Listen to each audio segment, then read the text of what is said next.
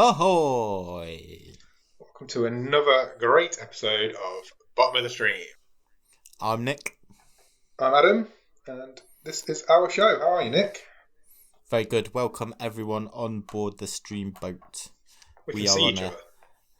I know. It's weird. We're not together. We're on cam for the first time. We're camming each other. I've heard about these cam sites. You be careful. Yeah, I've got no trousers on. Nor have I. But I can only see your face, so it's fine. Yeah, just my slippers. Just your slippers. Yeah. I've got slippers on. It's fucking Baltic tonight. How cold is it? It's very cold. It's very cold. It's not defrosted all day. No, it's not. The fog hasn't even lifted all day. It's horrendous. No. Driving home tonight was horrible. It was like being in the mist. It was like I could not see my hand in front of my face. I mean, we went for a walk around tea time, and yeah. Well, you know, it's our mandated daily exercise, and yeah, all the frost was still frozen in place on all the trees, and that might sound really usual to some people, but that doesn't really happen around here very much. No, it usually clears by about 10, doesn't it? And then comes again the next night, but it has not left us today. It is Baltic. I've cranked my radiator up though, so I'm all toasty warm on the stream boat. Oh, we'll see, but we might be building snowmen tomorrow. Yeah, apparently it's snow tonight. You know you're an adult when you don't like snow. If I've got to drive in that, I'm going to be really annoyed. I'm just a miserable old man. Finally got there. How are you? Any gossip? Any gossip? So, well, weather aside, my slippers are pretty comfy. They were a Christmas present. I don't think I mentioned last week. No, I don't think you did. That's cool. Are they styled or are they? They kind of look like an Ugg boot. Oh, okay. They're not like shark's mouths or something, or. Oh no, they're not like monster claws. Yeah, things like that. Remember, we used to have a fashion at the time to have like, I'm going to say animated slippers. so like the shark's mouth would open and close as you walked along or something. Yeah. I think I had some shark's mouth ones for a very short Mickey period of time. Mouse shoes slippers. We're too old for it these days. We'll end up falling down the stairs and breaking a hip or something. Yeah, you old man. No problem. What should we do first? Do you want to do some news? Well, I was going to ask you how you were, but okay. I can skip that if you want. How you doing? I'm all right. Yeah, not bad, thanks. Right, should we do some news? Glad we did that. Yeah, let's hit some Netflix news. What have you got? I tell you what, I haven't got my notes open. So okay. No, I haven't got my notes open. Yes, please. The big news story for Netflix this week was the price hike that they've brought in for the new year. Are you putting hike in inverted commas? Yeah, a little bit. The BBC made it out like it was like this massive, treacherous thing that they were doing as we've gone into lockdown and they're hiking their prices up because they're massive balance. The same BBC that makes me pay 160 quid a year for a TV license that I don't need. Yeah, that's the one. They're them. They've completely forgotten the fact that they didn't put their prices up last year because of the lockdowns and people using Netflix more. So it had to come eventually. I was expecting it. I don't know if you were. Yeah, of course. The cheapest plan hasn't gone up. So if you're paying the $5.99 plan, you're still okay. That's good. The $7.99's gone to $9.99 and the $11.99's gone to $13.99. There was a real minor bit at the bottom of the BBC article as well that said Disney Plus had also put their prices up. So it's not just Netflix. Everybody's doing it. But they just decided to take a swipe at Netflix, I think. I'm fine with it. I was expecting it. I mean, that's pretty much how the economy works. Exactly. It's to pay for all this wonderful content they keep providing. There's no way you can't convince me that any of these are value for money. You know, it's $13.99 for everything you get on Netflix. Apparently spending $1 billion on original content this year as well.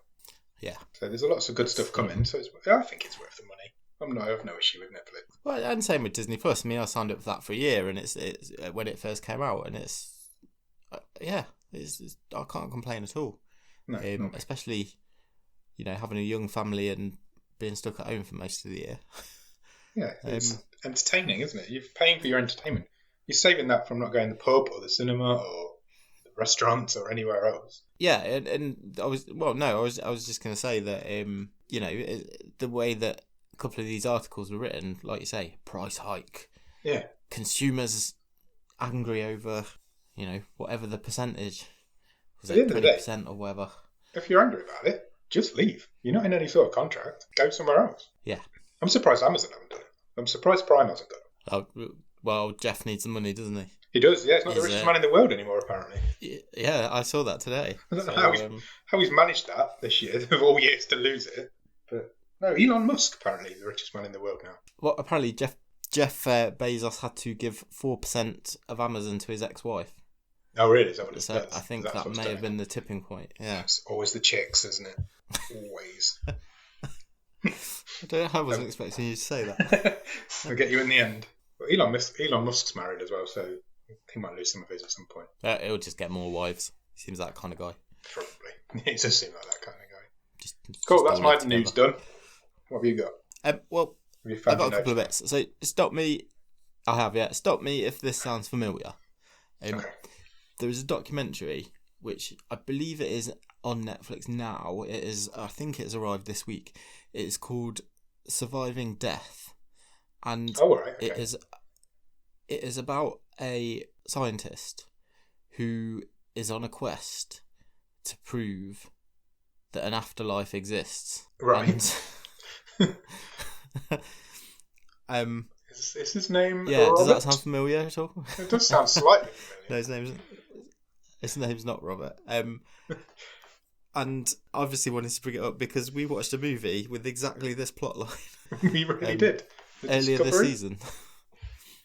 Yeah. Yeah. Quite a good movie as well. So if you want to see the real life version of that, go and check out Surviving Death, which is now on Netflix. Somebody at work recommended it to me actually, so I might check that out. Apparently, it's quite interesting. What, Surviving Death? Yeah. They mentioned it to me today. People if anybody watches anything on Netflix now, they just come to me and say, "Oh, have you watched this?" Like, just expecting me to have seen everything that's on Netflix. So I'm the Netflix expert. I definitely would not call us that, given on what some of the things we watch. No. I actually said that to him. I was like, you should see some of this shit that it recommends in its algorithms because it's some of the shit I've watched in the past. Yeah, we are at the total mercy of our randomizer, so... Absolutely. We are not a judge of quality. We watch what gets thrown out at us. I have no idea what's good and what's bad anymore. I've lost all track of that sort of shit. I've still not recovered from Swipe to last week. No, not me. I don't think I ever will. I don't think I'll ever be the same again after that. No, that's it's going to take a while. We did well to avoid the wrath of the director, though. Have you seen this? Go on. The lady who directed it, Anne Deborah Fishwife, something like that. Fishman.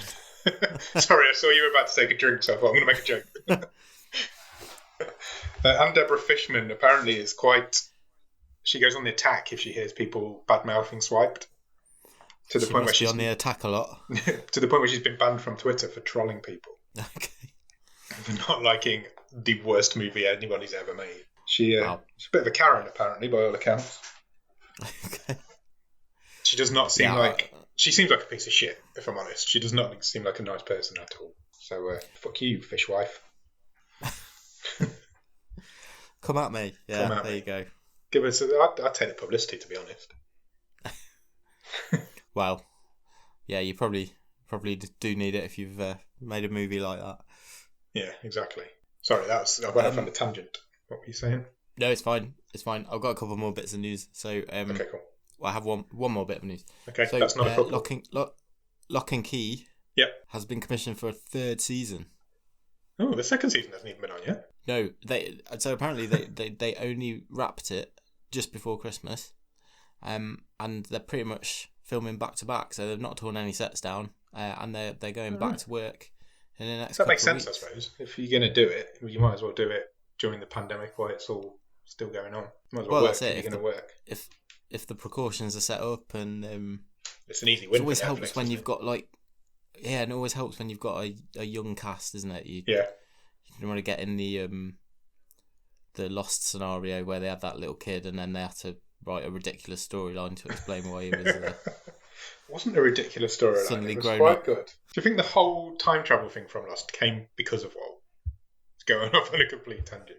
The writers were just like, shit, we need to time travel. Let's just make this whole show about time travel. Maybe. Yeah, quite possibly. Talking of Lost, which I know you love to do. Yeah. My other bit of news, I can easily segue into, because Disney have announced that at the end of February they will be adding a new feature to Disney Plus, which is called Star. Okay. And this is going to host basically more adult content. And I don't mean like boobs and that sort of stuff. But it's like there are other properties that are not necessarily Disney-fied. So the Die Hard films, Desperate Housewives, Lost, all the ABC stuff. All the sort. Oh, right, okay. That's interesting. Will be turning up. Yeah. That might persuade me to get Disney Plus. Yeah, well, yeah, I would wait a bit nearer the time, see what else is coming on there, and have a look at it. Cool. Good news. Talking of vintage TV shows, although I don't like to call Lost vintage, but it probably is by now. I did start my Dexter rewatch that I've been threatening. Oh yeah. It looks dated. I don't really? want to badmouth it in any way, but you've got to remember that the first season of Dexter was 2006, and it feels really weird that it's just not in 4K. Just can't get used to it. It looks old, and I didn't notice that during my rewatch of Lost, which is 2 years older. But with Dexter, it's really noticeable. It's really weird. Oh, it is interesting. But it's still a fantastic TV show. It's still one of the best shows ever made for most of its How much have you done? Not a lot. I've done about 5 or 6 of the first season. I started it a couple of nights ago. Yeah, it's good. I'm enjoying it so far, but it does look... You can tell it's not been filmed in 4K, put it that way. I don't even know if it would have been HD in 2006. It might not have even been filmed. It might have been borderline, yeah. Yeah, so I don't know, but it doesn't... There's certain scenes that just don't look good at all. Clancy Brown's been cast in the new series. Oh, was he? Yeah. Good tie-in. You're good at tying things tonight. That is bonus news, because I hadn't even got that written down. I just pulled it out of my brain hole. Interesting. That's a good bit of casting. Yeah. He's usually good value, isn't he? Cool. I think that's all my news. Is that all your news? Yes. Have you watched anything good at the top of the stream? I have watched a couple of things this week. And I suspect that they might be quite similar to yours. From a couple of conversations in the Discord this week. It's been fun in there this week. Come in. Join us give it a plug. Links. Yeah, give it a plug now. Links at the bottom plug it of at the end as well. Show notes. You'll find it in your app, and it's good. It's good fun. We're building a good community up in there. I'm enjoying myself. Yeah, come and have a chat. There's always somebody willing to chat about films or TV or mythical genitalia, whatever you want to talk about, really. Unmentionables. The most fun thing I've watched this week would be Cobra Kai. I've done the whole third season. Me too. Completed. What a great show that is. Dropped on New Year's Day, and it did. Yeah, watched it in the weekend. Yeah, I did it. I think I definitely finished it by Monday, so probably Saturday, Sunday. But no, it's excellent. It holds up. It's just so much fun. It's like, it sounds like I'm being critical. I mean brainless as a compliment. Yeah, I agree. It's quite soapy in parts. It is quite brainless. Yeah, totally. There's bits of it that are absolutely ridiculous. But it just strikes the right note. It does. It's just really works. When Johnny Lawrence was trying to teach Miguel how to walk again, it's just ridiculous. He had a porn bag on a fishing rod. Yeah. And when he strung him up to the ceiling in the harness. But it worked. Well, there you go. It all worked quite quickly. It was brilliant. It's such a good show. I was just saying, when they literally go and throw his wheelchair in the dustbin. Don't sleep on Cobra Kai, honestly. If you're not watching it, check it out. There's something in there for everybody. You're going to love it. It's a great show. I was not even I've seen it a couple of times and I think it's fine, but I was certainly never massively huge on the Karate Kid movies. No, nor me. I don't even know if I've seen like the sequels. I've definitely seen the first one. Probably seen the second one. I think I've only seen the first two. That's it. I don't think I've seen the third. 3 and 4. Is there 4? There's three with Ralph Macchio, and then there's the fourth one with Hilary Swank a few years later. Oh yeah. Didn't Will Smith's son remake it as well? Yeah, they did with Jackie Chan. Jackie Chan, yeah. Yeah, I never saw that. No, not me. I think I got it on Blu-ray free with my PlayStation 4, if I remember rightly. But Okay. I never saw it. I think he's an executive producer on this. Will Smith. I think so. He is, yeah. Yeah. You are correct. I don't know if he maybe brought the property or something, or... Yeah, maybe. Maybe it's just a name on top of the paper type thing. Yeah, exactly. I finished Cobra Kai, and after the last I know episode exactly finished, what you're going to say. Netflix did something that I've never seen before. No. And it angered me. It started playing something that I didn't choose. It started playing... I can't remember what it's called. It started playing the Netflix After Party, hosted by David Spade, which we've spoken about recently. We've already abused before.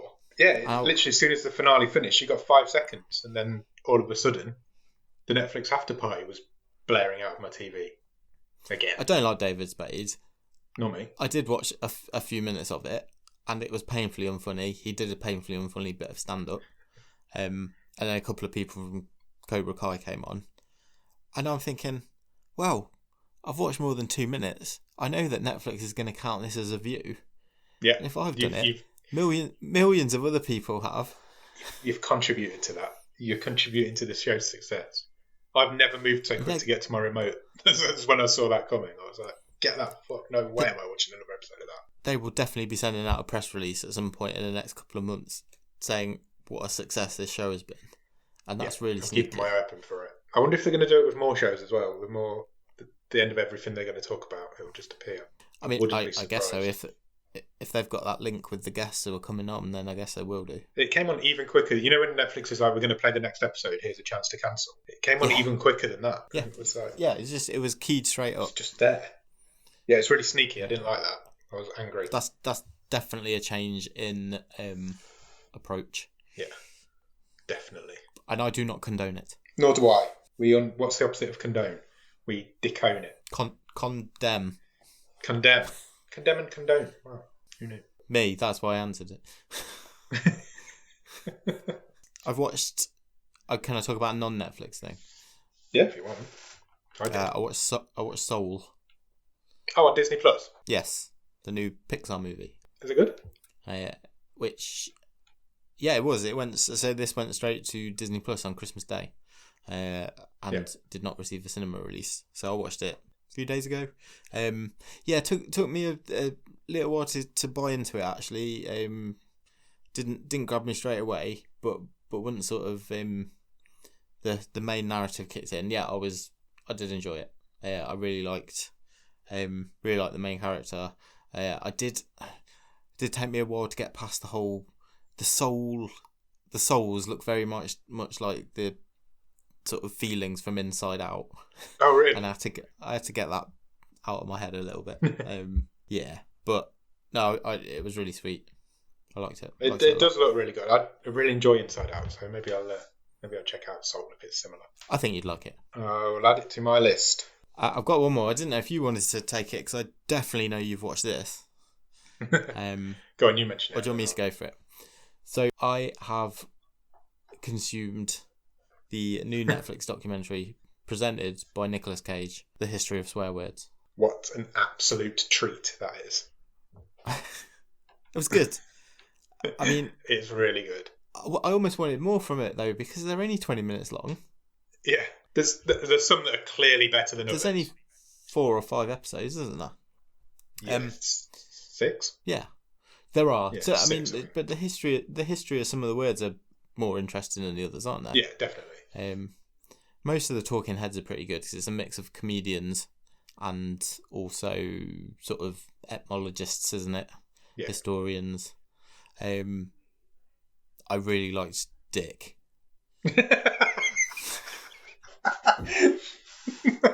Me too. But I didn't think much to Pussy. Yeah. No comment. Fuck was the best episode. Fuck's the first one, and it is the best one. Should have been the finale. It's really interesting. Yeah, possibly. I think they were just trying to suck people in. Yeah. You got to start with fuck, haven't you? Yeah, I think so. What is it? Fuck, shit, dick, pussy, bitch, and damn. Damn. Yeah. Damn was a strange one to pick, but it was actually a really interesting episode. Yes, so I thought, who gives a damn? But actually it was really interesting. It was quite interesting because it's all about how words evolve over the years, and damn is one of them. So it's like at its end of its evolution. It's not even really a swear word anymore. And it kind of went through that way, didn't it? Like, exactly. Fox right at the beginning of its lifetime. And Dan's right one at of the end of his. one of the Talking Heads talks in I think it's the shit episode, when which I found really interesting. He was like, in probably by the end of the century, shit is going to be like crap is today. Yeah, they reckon that's going to be the next one that's just going to evolve away into not being offensive anymore. Yeah, which is really interesting when you think of it like that. Yeah, no, saying that's basically the journey that Dam's been through. Yeah, which is when I saw it on the episode list, I was surprised that it was there, but it actually really makes sense that they've done that one because it is at the end of its life. It's really interesting. There were some episodes that needed more Cage, that he felt like he was tacked on. Apparently, he recorded the whole season in a day. Doesn't surprise me. Just did it all in one day. He is a pro. He's amazing. The episode they used him best in was the Dick episode, because they let him off the leash a bit, and he was trying to make Nick happen, which I really like. You wanted to replace Dick with Nick, which I quite like that as well. Sometimes you're a real Nick. But no, if you're even got a passing interest in Nicolas Cage, check it out, because it's Cage at his absolute best, and it's a really interesting show. He has definitely had a hair transplant, though, hasn't he? 100%. I don't think it's the only work he's had either, if I'm honest. No, but yeah, he went for it. It was good choice. Glad they convinced him to do that. I think he was I can't think of anybody who could have done it better. Absolute legend. Cool. What about you? Have you watched anything else? I've watched a film. Okay. Which appeared this week on Netflix. It is called Spree. Have you heard of this? I have heard of this, yeah. So this is Joe Keery's first starring role.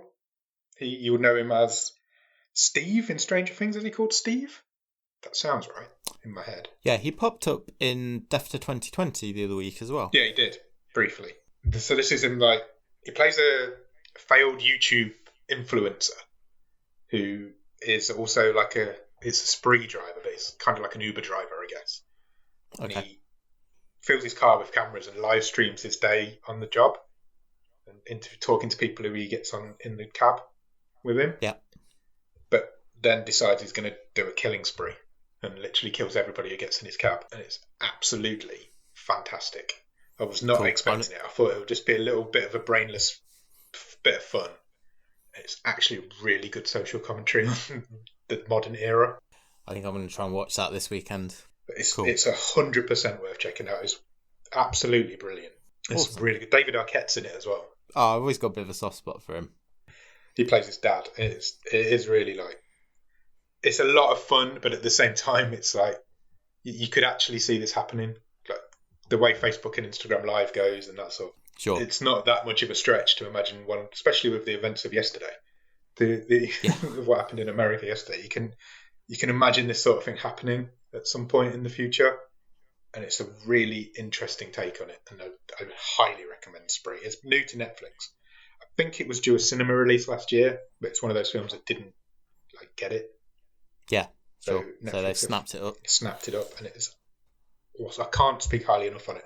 I was expecting it to be a bit of just brain chewing gum. Yeah, but it really wasn't. Good. That's a good recommendation. Thank you. Anyway, we've been waffling for far too long now. We were going to do the top 10, but maybe we'll leave that till next week. Yeah, I'll still be there next week. Shall we talk about this week's film?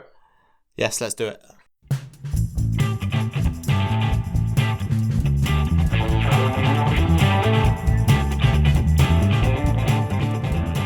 Okay, so this week we watched a film that is known as VFW. It is from 2019. It is an 18. It runs for 1 hour and 32 minutes and is currently rated at 6.1 out of 10 on IMDb. Stars a guy called Stephen Lang, who plays a character called Fred. You will mostly know him from Avatar. I think that's fair to say that he's most famous for Avatar. Yeah, I think so. Nick hates Avatar. So, therefore, hates Stephen Lang as far as I'm concerned. Well, okay, yeah, it's that simple, sure. But he's been in a lot of stuff. I know him. I recognised him from. Have you seen A Good Marriage? Which is I'm talking Stephen King again. It's a Stephen King film. No, I'm not familiar with that one. He's in that, and he's really good in that. So check that out. That's where that's where I kind of recognise him from. I knew he was in Avatar, but he's been in loads of stuff. I'd probably say he's the best thing about Avatar. So there you go. Okay, I'll give you that. Also stars a character called a guy called William Sadler, who plays a character called Walter. Definitely most famous for The Shawshank Redemption, which is also a Stephen King film. He's also in The Mist, which again is also a Stephen King film. There's a definite theme going on here tonight. Yeah, there is. You'll know him also from the Bill and Ted films. Of course, yeah. Plays Death, doesn't he? He does indeed. And he's also in Die Hard 2. Oh, it's been years since I've seen that. He's had a storied career, although he is looking aged now, shall we say. What's the point? Well, of course it is. It's definitely the point in this film. Also stars a guy called Martin Kove, who plays a character called Lou. We both recognise Martin Kove because he's in Cobra Kai. Because he was in Karate Kid, and that's probably what he's most famous for. He plays Sensei Kreese in both Karate Kid and Cobra Kai. I've got a few bits of information about Martin Kove for you. Would you like to hear them? Yes, please. I have unbelievably, I can't, the amount of time Martin Cove's been on my TV this week. Just been in everything you've watched. Yeah. What's 10 episodes of Cobra Kai, hour and a half of this movie. You're going to watch Karate Kid. I feel like I know him. Maybe, yeah. You should be easy to find, because how many IMDb credits do you think Martin Kove has? I imagine he has been a very busy man throughout his long career. Because I just consider him to say he was in Karate Kid, then he disappeared for 30 years, and now he's in Cobra Kai. That's how I know. I bet he's done TV. Is he one of these guys who's just never not been working? I would say 85 credits. Go higher. 100. Double it. Wow. Okay. And then go higher. It's 229. What a guy. They're mostly films. Of those 229 credits, how many do you think are rated below 4 on IMDb? Oh, what a question. Well, I'm going on chiefly the Karate Kid stuff. He was in Commando, wasn't he, with Arnie? Or Rambo? One of them. Was it Rambo? Rambo First Blood, he's in. Yeah. How many are less than 4? Of what? 229. How many are rated less than 4.0 on IMDb? Now, I'm going to take the positive spin and say he's good at picking projects. Okay. Let's see how that goes for you. 100. You've done it right there. It's 47, to be fair. Okay. The lowest of which is a 1.8. Oh, dear. Which is a full-length feature film called Joker's Poltergeist, which has an amazing poster of a man who looks like the Joker standing in a flaming, what do you call it? Devil's fire? Hell star thing. What do they call it? Pentagram. Standing in a flaming pentagram, whilst also on fire, holding 2 shotguns. It's rated at 1.8. It also stars Eric Roberts. Oh, right, yeah. Okay. So, does that answer your question? Yeah. Where can I watch this movie? It isn't available on Netflix or Amazon Prime, unfortunately. Other than that, I can't really tell you. Okay, fair enough. But yeah, I thought it was really interesting. It got 47 films that are rated below 4 on IMDb. That's quite the movie marathon, that would be. It really would. Some of them are crazy. There's he made one last year called A Wrestling Christmas Miracle. Okay. That's his last year's Christmas film. It says an 11-year-old phenom. Jesus, the synopsis is like 4 paragraphs long. I'm not reading all that. It's basically an 11-year-old wrestler who's got an undefeated record, gives up the sport to write and direct a movie. He's 11. But there's not only that. He's also got one called A Karate Christmas Miracle from the year before. Does he by any chance play the sensei? Possibly. He does not play the same character in both. They've got different names. But yeah, if you go through his IMDb list, some of the stuff that he's been in looks really bad. Like really bad. I'm surprised we've not seen more of him on this show then, given that. Do you remember Lava Lantula? Yes. He's in Two Lava, Two Lantula, which is the worst title of a film I've ever heard. That makes no sense whatsoever.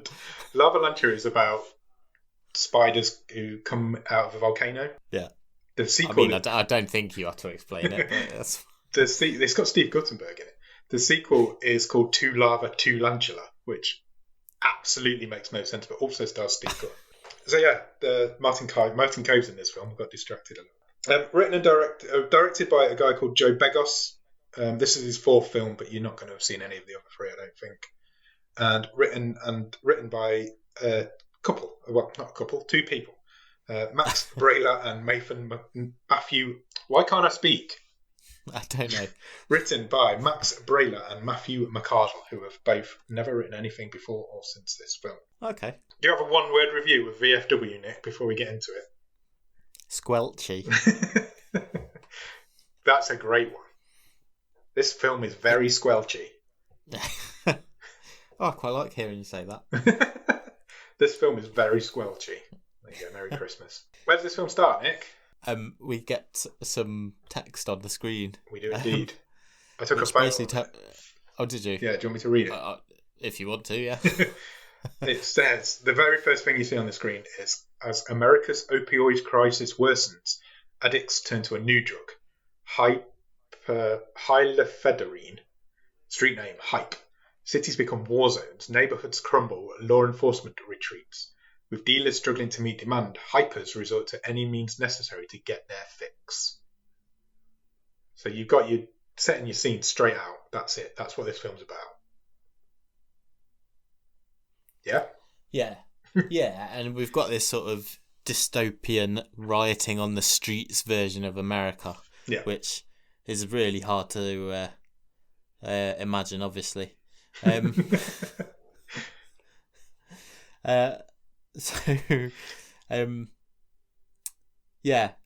sort of everything's on fire, isn't it? Basically, yeah. It's night time. Yeah. The whole film's set at night time, and the whole film's bathed in a red light. It is. It's quite distracting at some point. I watched this. I didn't actually watch this on my TV. I watched it on my laptop, and how grainy was this? It was quite grainy. It's distinctly shot with that kind of grindhouse griminess to it, isn't it? Yeah, completely. A definite artistic choice, and I really liked it. I thought it was a good choice. Yeah, I agree. It covers up a multitude of sins as well. You can hide some of your special effects under that sort of thing. It does, and they were definitely going for that sort of 80s, late 70s, early 80s vibe, weren't they? With sort of the lighting, the like I say, the sort of graininess of this. I just thought it all sort of fit the theme really well. Yeah, definitely. Couldn't agree more. So go on. So we go from our screen of text, and it's Friday, 12:20 p.m. Yeah. And basically within the first 60 seconds of this movie, a guy takes a machete to the head. I've written that. Early gore. Early gore. I think it's within the first 30 seconds. It could well be, yeah. It's our first squelch. So we meet our I guess bad guys early on. It's like a drugs den, isn't it? Sure. It's like a club. I don't really know what it was. It looked like a stadium from the outside. And there's I've written there's drug people inside. So they're all these hypers or whatever they're called. It almost turns them into like zombies. Ultimately this is a zombie movie. Although it isn't. It really has a vibe that it is. Yeah, it is. It basically is. There's no zombies in it, but they're basically They're not technically zombies, but it's a zombie movie. Yeah, it is. The bad guys are talking. We don't know the names of these bad guys at this point. They're talking on the balcony above some writing that's going on below. This girl approaches him and she wants some drugs, and he throws it off the roof. And he says, well, if you want it, it's down there. So she jumps after it and then explodes on the floor when she lands. Basically. She was basically a water balloon. She exploded like a water balloon. So these they're called, like we say, they're called hypers. These people who are addicted to this drug, and they go all kind of veiny around the mouth, don't they? Yeah, all sort of black infected veins. So they don't not look like zombies either. No, there's definitely a zombie movie vibe about this. Then it comes up on the screen Friday 3:55 p.m. Now, I don't know why we're getting timestamps. There's not really any need for them. It all takes place on the same day. Yeah. So, it's really very obvious. And it only happens once more after this. You don't see it again. So, I don't know why they've done it, but they've gone with the choice to do it.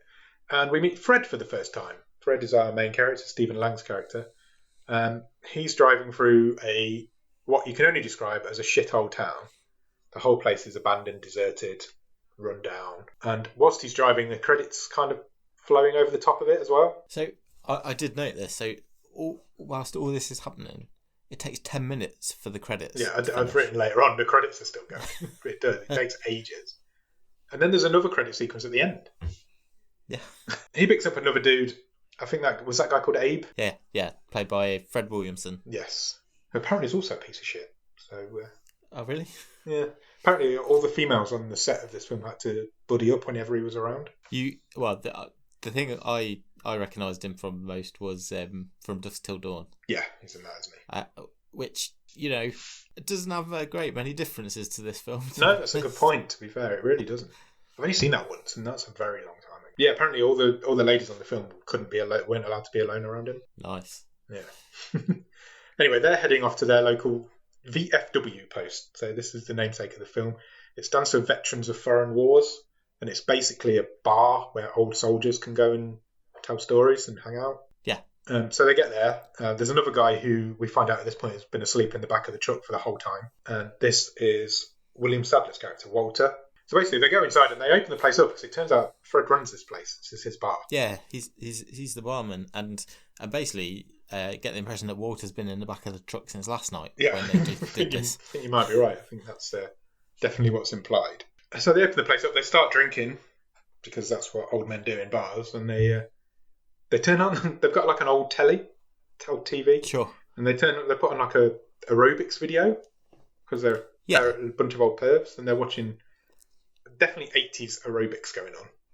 Yeah, it's all neon leotards and stuff like that. But I don't think this is set in the 80s. I don't think it is either, but now I've thought about it, maybe it is. There's nothing to suggest that it isn't, but also, could it be? No, I don't think so, because it would be too close to Vietnam, because they're all old Vietnam, aren't they? Yeah, no, you're right, it's not. It's definitely not. And that's the point where I've written the credits are still rolling.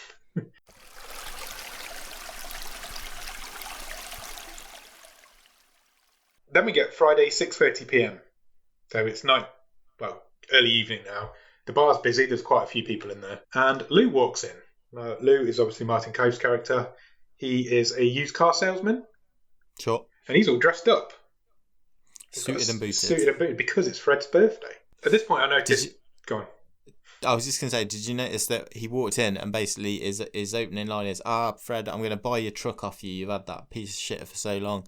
And Fred's like, no, I love my truck. And he's like, Lou, you're a snake. Do you think that was deliberate? Probably. He just can't shake off Cobra Kai, can he? No matter what. No. At this point, I noticed that George went propping up the end of the bar like he always used to do on Cheers. Loved it. Nice little... Literally the same seat that he's always in. I used to love Cheers. I was proper into Cheers when I was younger. I don't really even know why. I remember the last episode being on TV and being really ready for it. I was like, okay, I'm really up for this last episode of Cheers. And I love Cheers. It's a great show. George went and played Norm in Cheers. He plays... I've not got his character name in this. They call him Z. That's it. I'm not sure what his name was, his full name. Yeah. Walter's got some weed, so that he's smoking that in the bar. Fred's like, you can't smoke that in here, you need to get out, stop smoking that in my bar, basically. And then we cut away from the old guys, and we cut to a room, and I've written, we cut to a room of flickering lights, because it was really off-putting. And there's a girl, and she's sneaking around in these lights, and you can't really see what's going on, you can't tell what she's doing. And that's all we really see at that point. So we head back to the old boys. It must be later on now because everybody else has left the bar. They're the only ones here. Yeah, they're telling war stories, aren't they?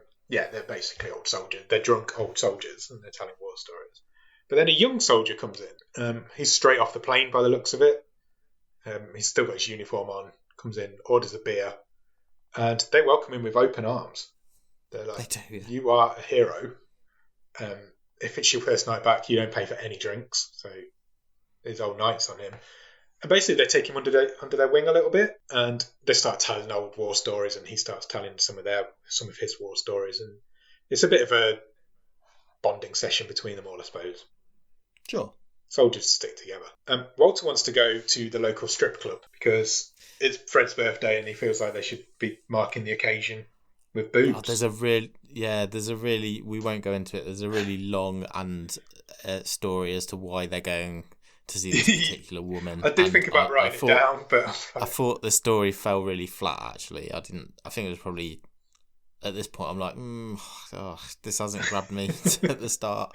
There's somebody Fred used to know's granddaughter or somebody who was stripping. Like it was pointless. Then suddenly, all the power goes off in the bar. Yeah. The whole thing goes down. So Fred goes backstage. What's the word I'm looking for? Back Goes to the storeroom. Goes to the storeroom. I don't know. But we cut away. We leave them there. And we go back to this girl. And she's managed to get to an office of wherever she is. And she's robbing the safe. And it turns out it's the safe that belongs to the drug dealers that we met at the beginning of the film. Yeah. They've had a power cut as well. Hence all the flickering lights. But she nearly gets caught. She gets caught by, I think the guy's name was Boz. Boz, right? Yeah. So she empties the safe full of drugs. Yeah. So there's like 6, 7, 8 bricks of drugs packed. She puts them in a bag, but he sort of sees her as she ducks around the corner. Yeah. But so she manages to get away. There's a bit of a chase scene around wherever they are, but she does manage to get away. Cut back to the bar. Fred can't get the electrics back on. He's tried, but he's failed. So he goes back out to the front and he's like, "It's over, boys. Good night. Everybody's got to go. I've got no electrics. Nothing else I can do."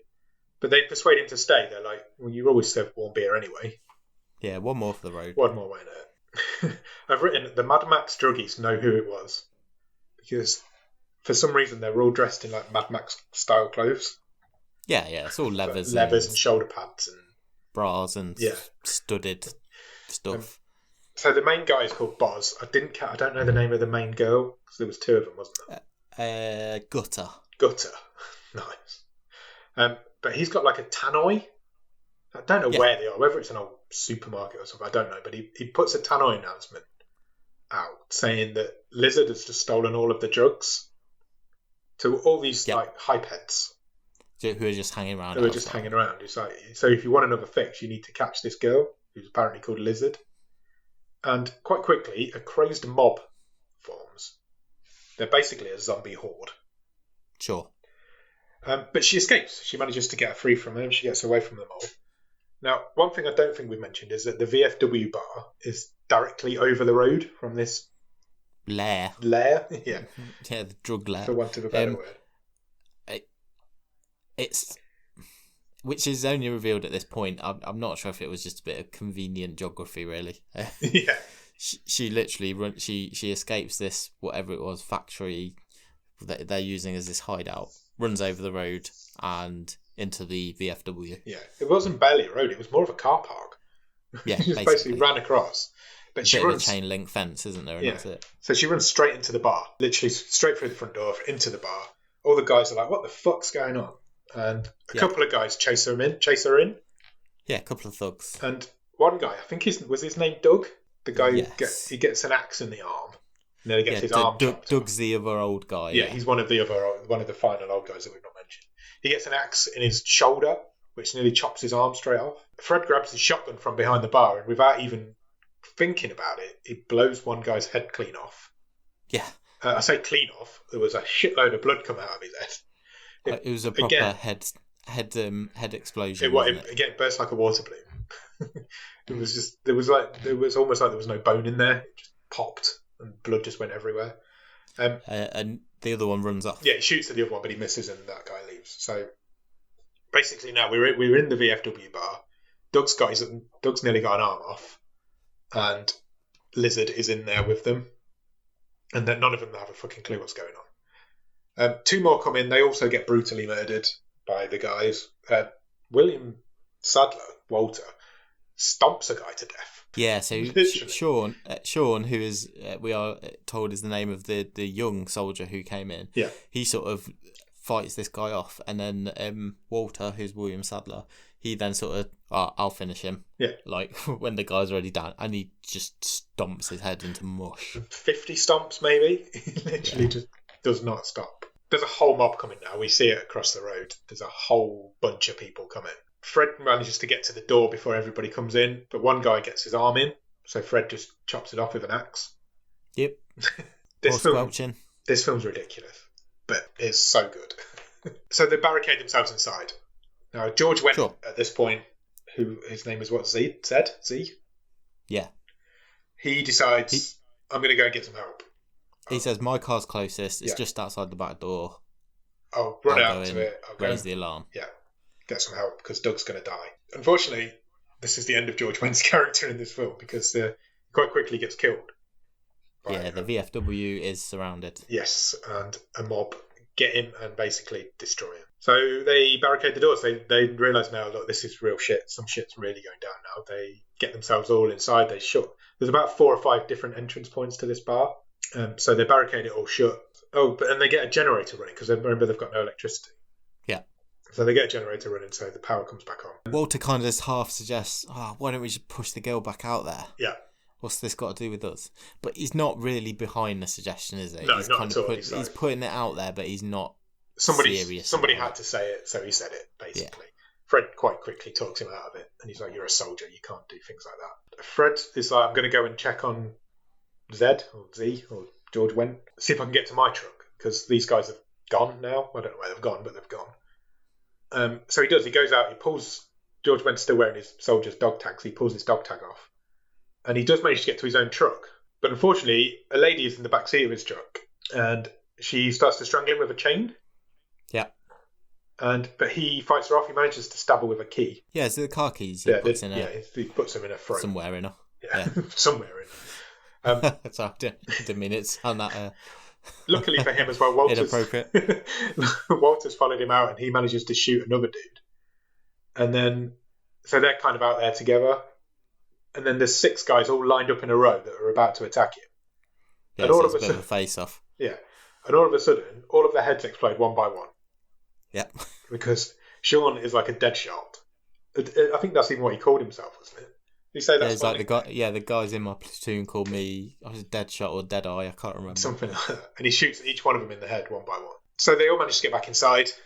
They decide they need to question Lizard or the girl. At this point, Lou decides that she should be kicked out, and he's a lot more adamant on that fact. Yeah. He's like, yeah, she needs to go.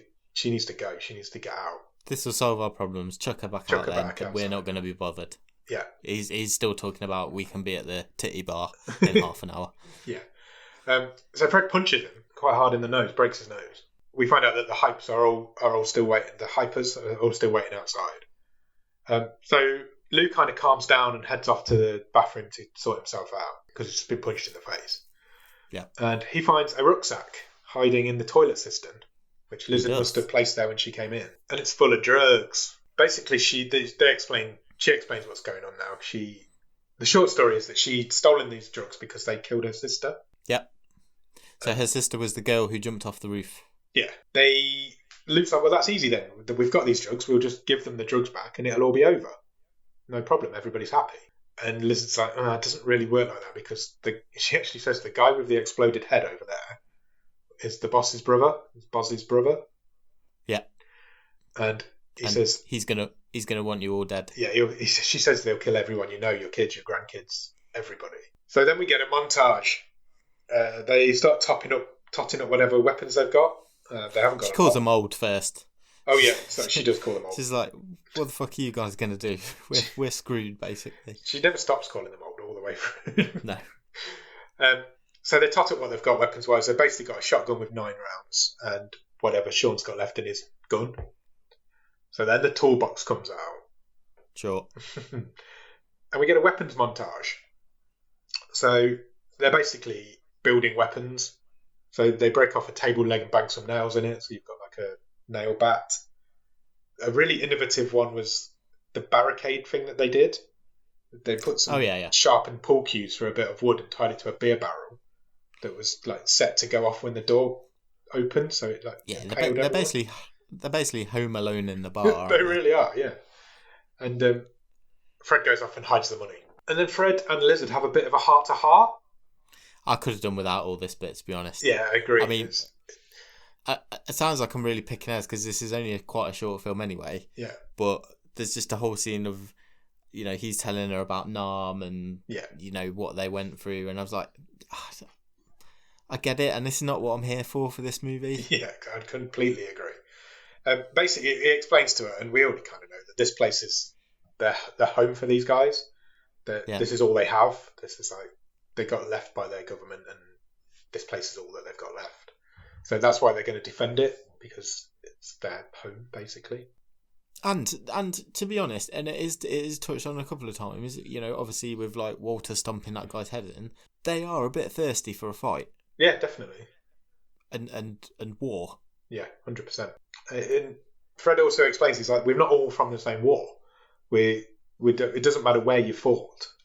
You're welcome here as long as you're a soldier. It's like, he explains Sean's only really just come home, but he's welcome here. At this point, I've written, the mob's coming, here we go, because I knew that this film was about to go some places. And then this film goes some places. Fred tells Lizard to hide behind the bar and sort Doug out. Doug's lying on the bar now with his arm almost off. So he's like, you look after him, we'll sort this out. So then this big fella arrives, and he decides... so go on. He's called, I think they call him the Tank. That would be appropriate, because he was a big old dude. He grabs one of these hyper zombie people. Yeah. And basically, the way he's trying to batter the door of the VFW down is by using the face of this zombie. Yeah. I've written, big fella smashes the door in using another dude's head. Yet more squelching. And it works. And they're in. At this point, I've written, this is a zombie movie, because this is the point where the zombies get into the stronghold. Because I don't know if I can ever remember seeing a film where I've seen so many instances of an axe going into someone's head. It does happen a lot. An awful lot. A lot of death happens at this point. A lot of people get killed. There's axes to heads. There's people getting shot all over the place. The nail bat takes a few guys out. The beer barrel... Fred kills one with a dart. Yeah. The beer barrel battering ram takes out quite a few. They've even got Molotov cocktails made out of tennis balls. Yeah. Sean kills one with a deer. Yeah, I've written that. One guy impaled on an antler. And it comes to the point where the big guy, Tank, if we're calling him that, is the only one left. Yeah, well, I've put in my notes, wave one's down. Yeah, that's exactly what happened. Not.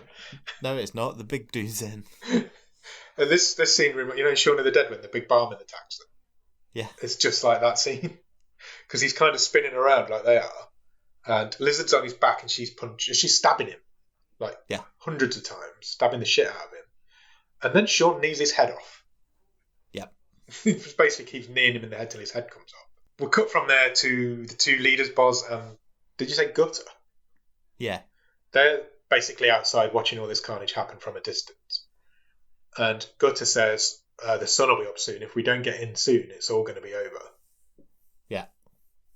I presume that means like the cops will come out in the daytime. Yeah.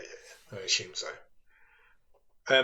Cut back to the bar. Lou and Walter are sitting at the bar having a drink and discussing what they'd do with all the money that they'd have if they sold all those drugs.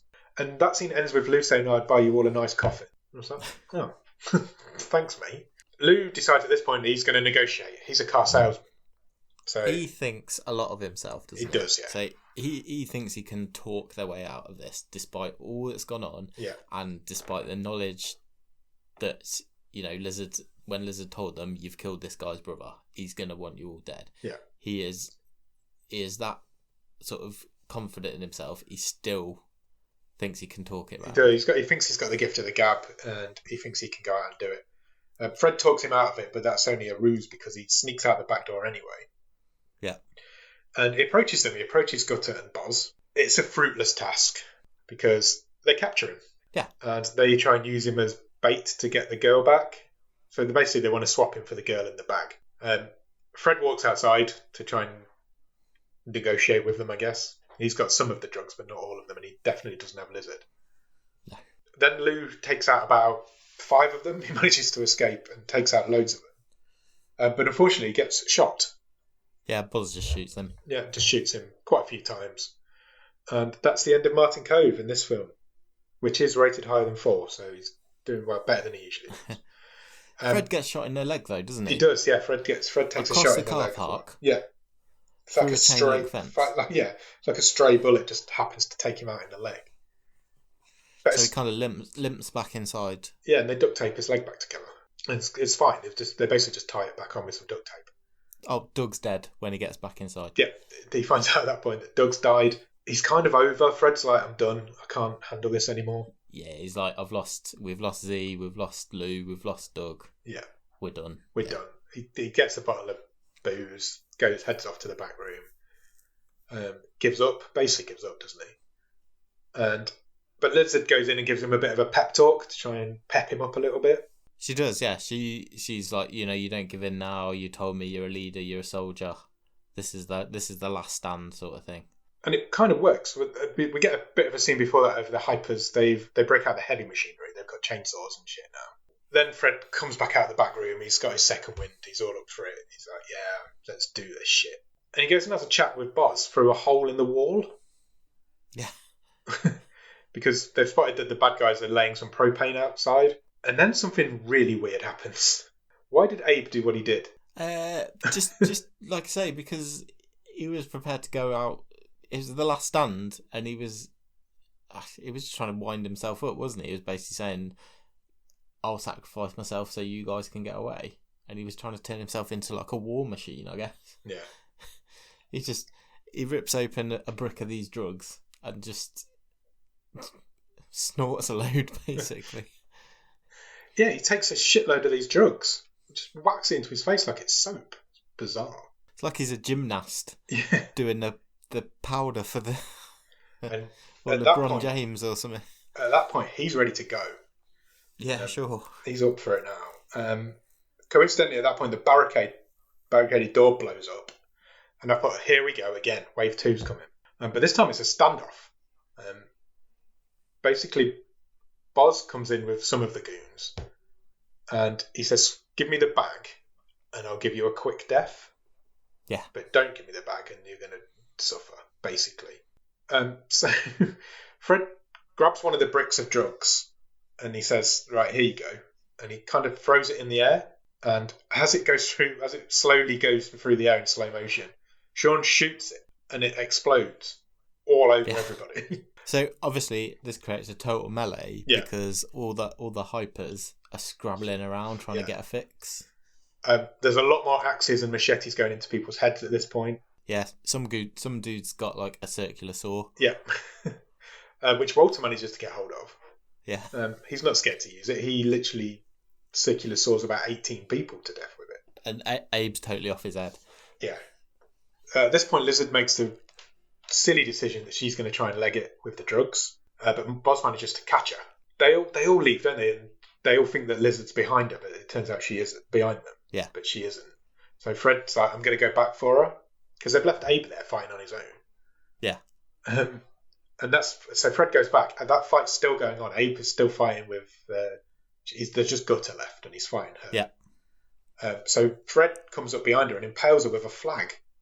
He really does. He puts it through her chest. Yeah. And then as she falls backwards, he rams the flagpole in her mouth. Yeah. And through her. Yeah, basically sticks her to the floor with this flag flying. Yeah. So that's the end of her. So there's pretty much only Boz left now. And maybe a few more token goons lying about. Walter and Sean have been left alone outside, so they decide the only vehicle that we've got left is this old vintage war truck. Yeah, it's army like truck. like a supply truck. And that's the only thing they've got. So Walter's like, I can get that started. So he's like, fine, you go and get it started. I'll get in the back. So as Sean gets in the back, a load more goons come. So he's fighting them off one by one. All the while, Walter's trying to get the vehicle started. Eventually, he does get it started, and then somebody puts a chainsaw through the windscreen. Yeah. And chainsaws him in the chest. Yeah. But he doesn't die. Not straight away, anyway. Sean manages to rescue him. Does he choke a couple out? And he kills the guy with the chainsaw. Takes the goons out, yeah. Fred is... Boz and Lizard... Boz is carrying Lizard back over the road to where it all started. But this bit was really weird, because Fred seems to have totally forgotten why he's gone back in there. Because at this point, he's now just sitting having a drink with Abe. Yeah. and then you hear Lizard scream, and he's like, "Oh yeah, shit." That's why I came back. That's why I came in. So Buzz is carrying her back over the road because he's trying to put her in his truck, which is parked over the other side of the road. And Fred is now very slowly making his way over there. Eventually he gets there. They have a bit of a showdown, don't they? Fred shoots him. Ted puts a shot in him anyway. And we come back to Walter and Sean. Walter says to Sean, "Look, I'm going to die here. There's no need for you to as well. Go home. Yeah. Go home to your wife." He says, "I've got this. Just go home," basically. And eventually he gets the truck going. So you can see what's coming now. Sure. And I was really excited for it. But it was interesting to see how Lizard was going to get away, because at this point Lizard is being held around the neck and used as like a human shield by Boz, who has the bag of drugs in his hand. Yeah. Lizard has a lighter. Yeah, actually, I think Fred gave to her. Yeah, he did. Earlier. Because Fred also filled the bag with propane, or with something. Lighter fuel earlier on. So she drops the lighter into the bag, which sets the bag on fire, which makes him panic. He lets her go, and Fred shoots him in the chest. Just as Fred shoots him, Walter... Just to make sure. Walter speeds over the road in this army supply truck and squashes him between his truck and that truck, and then both trucks just explode. Yeah. So Walter's definitely dead. Boz is 100% dead. But Lizard and Fred and Sean have all survived. So yeah, Boz is like triple dead. Yeah. So Sean and Fred like, right, this is all over. Let's go back to the bar and have a beer, one for the road. When they get there, they find Abe is dead at the bar, except he's not. He's like, so they think he's dead. You think he's dead? They think he's dead, so they start talking about him. He's like, "Who the fuck are you calling dead?" So Fred pours them all a drink. They drink to the man. They mention everybody by name. But then he is dead. So Abe is the last name that they mention.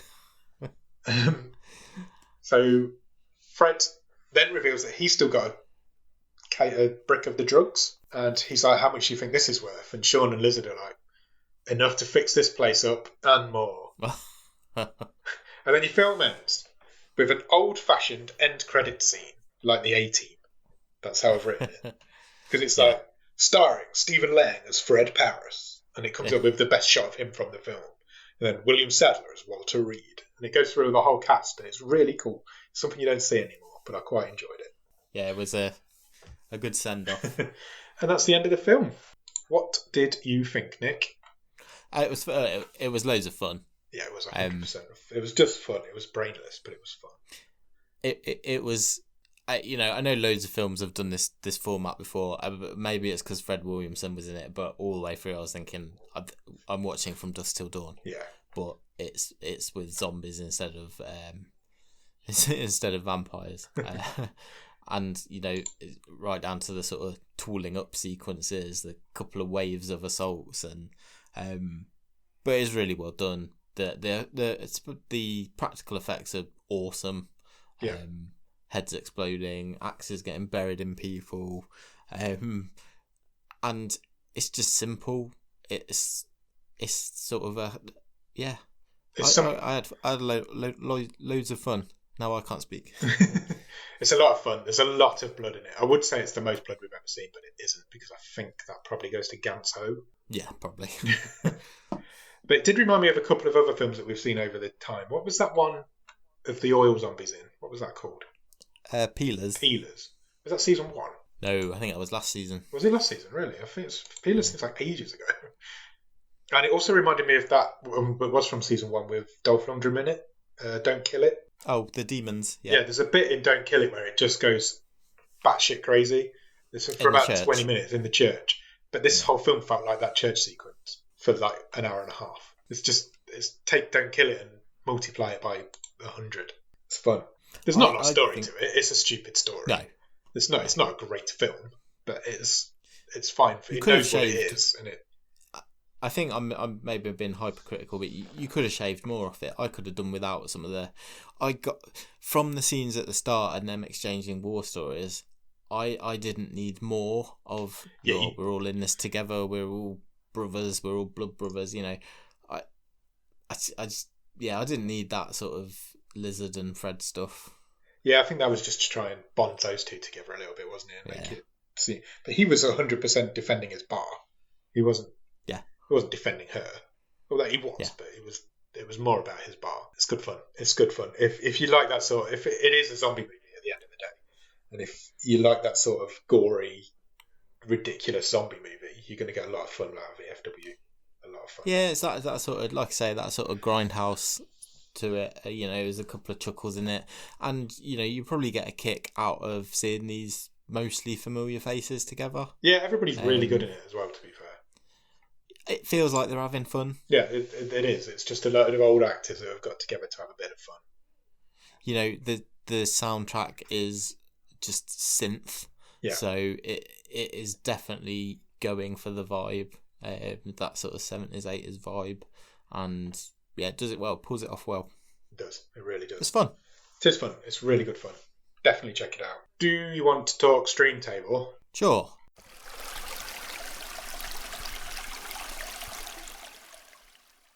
Do you want me to run through it?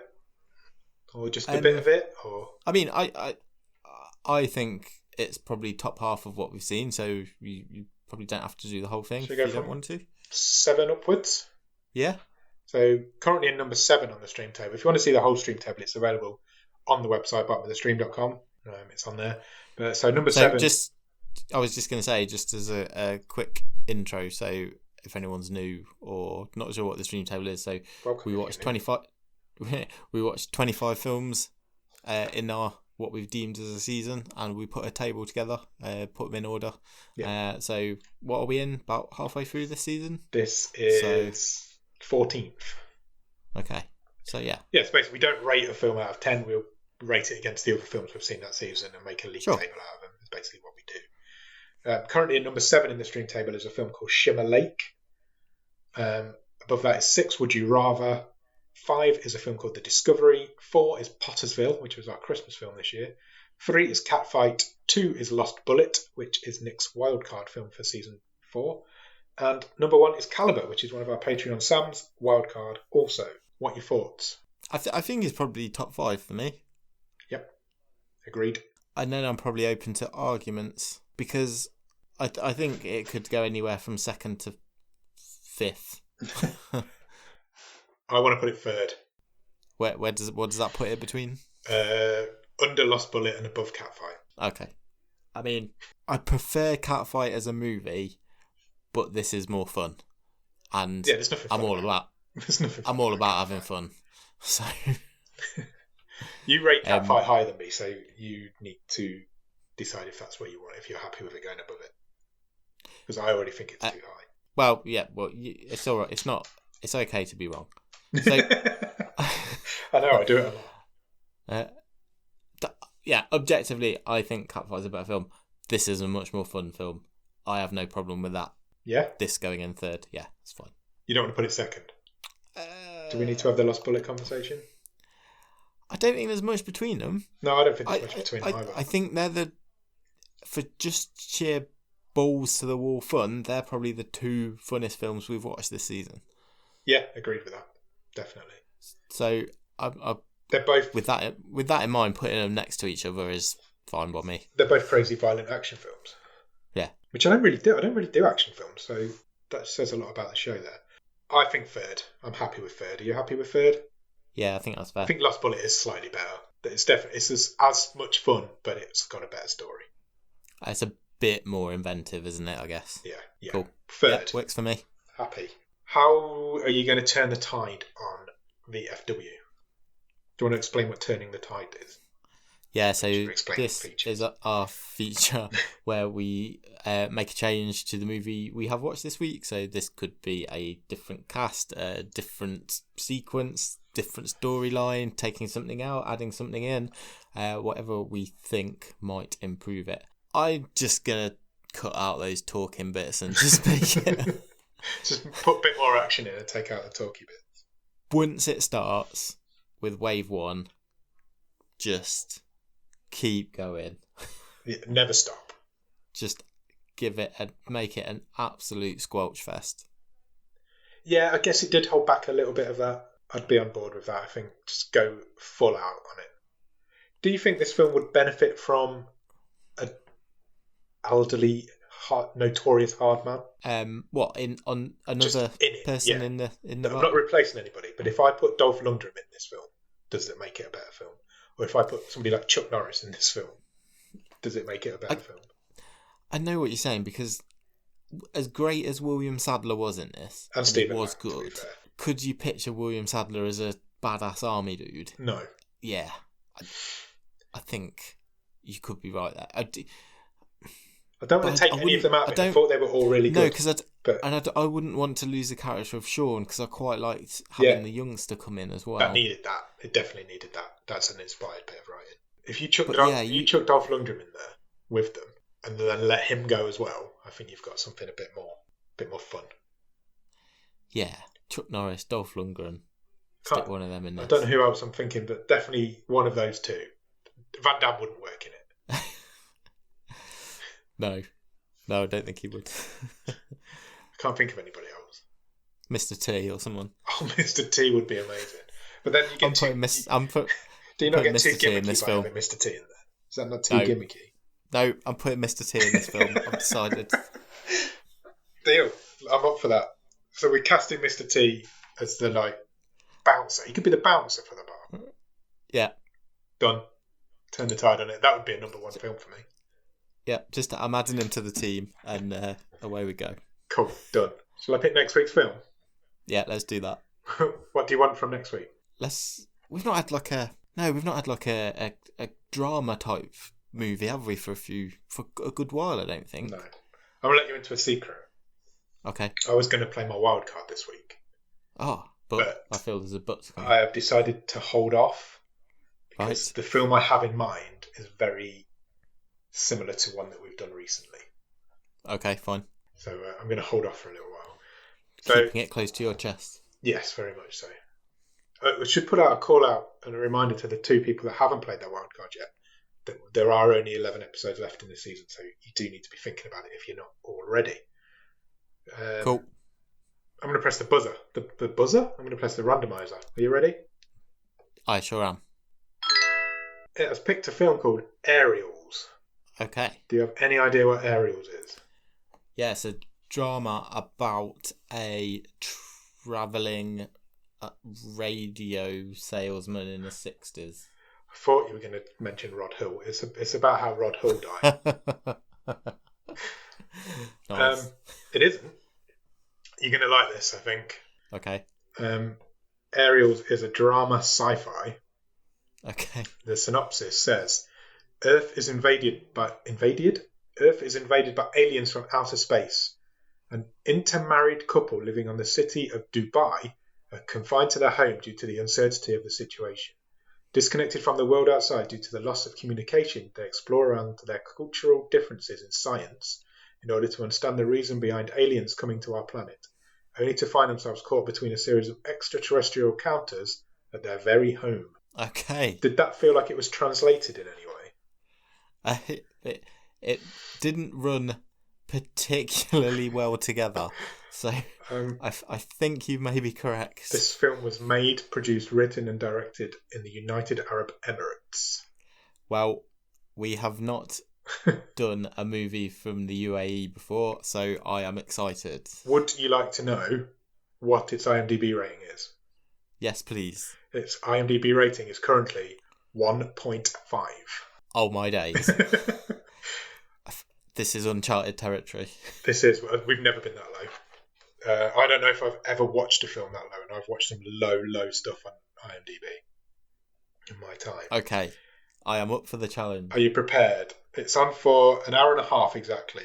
It's unrated in the UK as well.